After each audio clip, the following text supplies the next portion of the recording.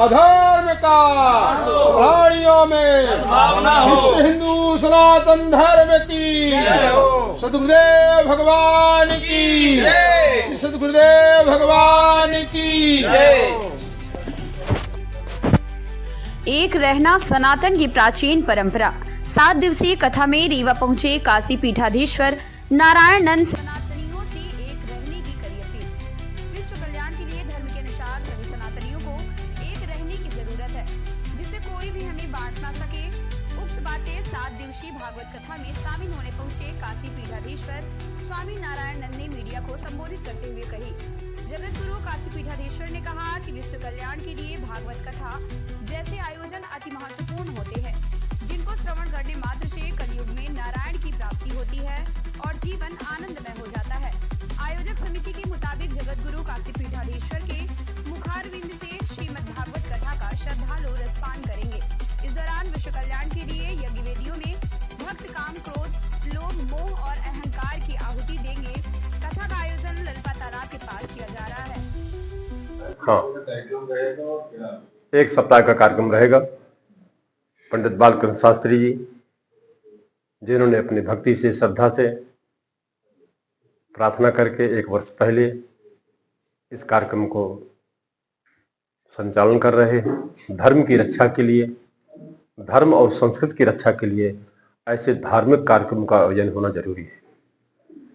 इससे तरह तरह ज्ञान होता है और तरह तरह के जितने भी अशुभ परिणाम है वो भी सब दूर होते हैं और जीवन में ईश्वर के नज़दीक, आत्मा के नज़दीक, परमात्मा के नज़दीक जो क्रिया ले जाए, जो वाणी ले जाए, जो व्यवहार ले जाए, वही हमारी संस्कृति होती है। और आत्मा से जो विपरीत ले जाए, दूर ले जाए, वही विकृति होती है। इसलिए काम, क्रोध आदि सब विकृत होते हैं, इनकी निंदा होती है। पर सत्य है, अहिंसा है, ब्रह्मचर्य है, अपरिग्रह है, ये सब इनके हमारे यहाँ प्रशंसा होती है। ये आत्मा के ज़्यादा नज़दीक है, परमात्मा के नज़दीक है। हम और सब परमात्मा के अंश हैं, इसलिए हम इनके नज़दीक रहना चाहिए और इनको अपने नज़दीक रखना चाहिए। जहाँ ऐसे कार्यक्रम हो वहाँ पहुँचना है और सभी को लाभ लेना है, भेदभाव छोड़ करके, क्योंकि ऐसे कार्यक्रम सबके कल्याण के लिए होते हैं। संपूर्ण विश्व की मानव जाति एक ही है, उसी में अनेक वर्ण, उसी में अनेक आश्रम, उसी में अनेक जातियाँ, उसी में अनेक देश, प्रदेश, ग्राम, भाषा आदि सब उसमें सब जितने भी अध्यस्त हैं। इसलिए अधिष्ठान की ओर जब हमारी दृष्टि जाएगी, तत्व पर हमारी दृष्टि जाएगी, तो बड़े पर दृष्टि जाएगी तो छोटी बातें अपने आप छूट जाती हैं। सबसे बड़ा ईश्वर है। जब ईश्वर पर दृष्टि जाती है, विशाल परमात्मा पर दृष्टि जाती है, वे विष्ट विश्वम विष्णु, सारे विश्व ब्रह्मांड को घेर करके आवृत करके बैठा है वो भगवान विष्णु है और वो सब उसके अंतर्गत समाये हुए हैं, सारा ब्रह्मांड। तो जब ईश्वर पर दृष्टि जाती है, नारायण पर दृष्टि जाती है, विष्णु पर दृष्टि जाती है, भगवान शिव पर दृष्टि जाती है, परमात्मा पर दृष्टि जाती है, तो छोटी मोटी बातों में जो हमारा मन फंसा हुआ है वहां से मन हट जाता है। और जब मन हट जाता है तो अपने आप लोगों को शांति मिलने लगती है।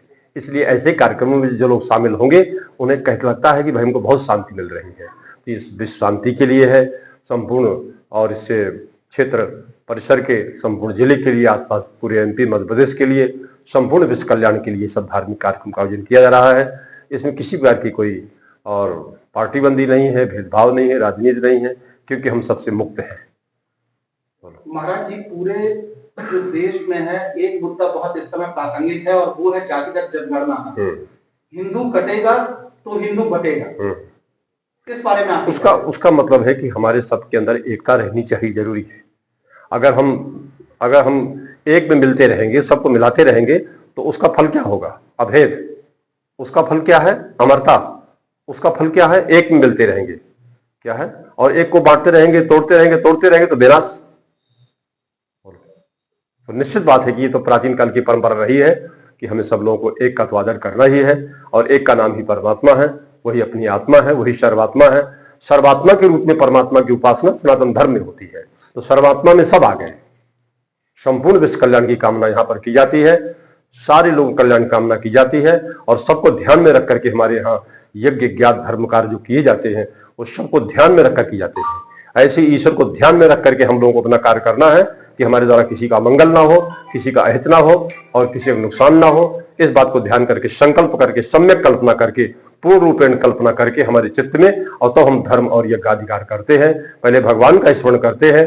भगवान का स्मरण करने का मतलब कि भगवान सर्वात्मा है, भगवान सबकी आत्मा है, इसलिए हम सबके हित को ध्यान कर करते हैं, सबके कल्याण का ध्यान रखते हुए और फिर अपने धार्मिक कार्यक्रम हम आयोजन करेंगे। और सब लोग उसमें हम आह्वान कर रहे हैं कि सारे शहर के लोग, आसपास ग्रामीण लोग, सारे लोग इसमें सम्मिलित होकर के अपने जीवन कल्याणकारी बनाएं, मंगलकारी।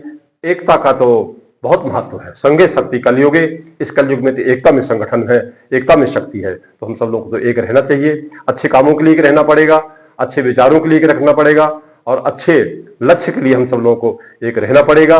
दूसरा कोई मार्ग नहीं है। प्रारंभ है अपने रामसागर मंदिर तालाब के पास से हजारों की संख्या में जो माताएं और श्रद्धालु पुरुष जन एकत्रित होंगे तो सुंदर भगवान का नाम संकीर्तन करते हुए भगवान शंकराचार्य जी के सानिध्यता में बड़े धूमधाम से कलश यात्रा चलेगी। और हमारे श्रवण कुमारी स्कूल के पास ललपा तालाब में सुंदर यज्ञ भूमि का निर्माण किया गया है। वहीं सब लोग बैठ कर के पूरे क्षेत्रवासी, जिलावासी और दूर दूर से जो भगवान गुरुदेव के अनुयायी पधार रहे हैं, कोई महाराष्ट्र से आ रहा है, कोई उत्तर प्रदेश से आ रहा है, कोई राजस्थान से आ रहा है, उन सबके ठहरने की व्यवस्था, भोजन आदि की व्यवस्था निरंतर 9 दिवस तक चलेगी। प्रातः काल की बेला में श्रीमद् भागवत जी का संस्कृत में पाठ चला करेगा, जो 10:30 बजे तक संस्कृत में माइक के द्वारा रहेगा। उसके बाद वो मौन पाठ चलेगा और 10:30 बजे से लेकर के 12:30 बजे तक शिव शक्ति महायज्ञ जगत कल्याण हेतु, देवताओं के तृप्ति हेतु, समाज के कल्याण हेतु ये 12:30 बजे तक 2 घंटे प्रतिदिन हवनात्मक यज्ञ चलेगा, शिव शक्ति महायज्ञ। और फिर सरकार पधारेंगे, जिसके लिए आपका दर्शन और पूजन का लाभ मिलेगा, पादुका पूजन लाभ मिलेगा। और जो समाज के जीवन को मार्ग प्रशस्त करने वाली है वो वाणी फिर गुरुदेव भगवान के माध्यम से श्रीमद् भागवत के रूप में प्रवाहित होगी।